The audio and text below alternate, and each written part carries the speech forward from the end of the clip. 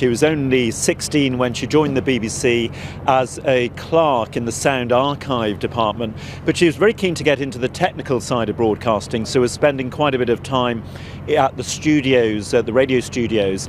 And she had met Dave Lee Travis, and he'd even given her a lift to the train station on a couple of occasions, and she said there was no problem. He seemed like a nice chap.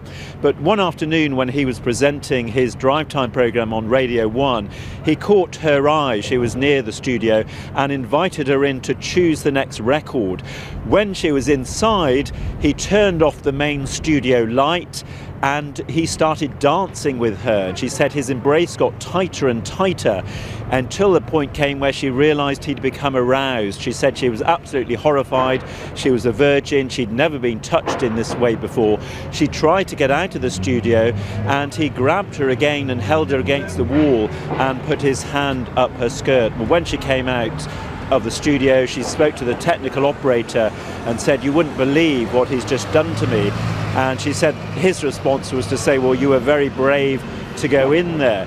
She was asked why she never complained, and she said that DJs like Dave Lee Travis at that time, this was back in the 70s, were demigods, and it was all about audience figures and ratings for the BBC, and she knew that someone like her would have no chance with a complaint against someone like him. Now, she only eventually came forward in 2012 following the revelations about Jimmy Savile.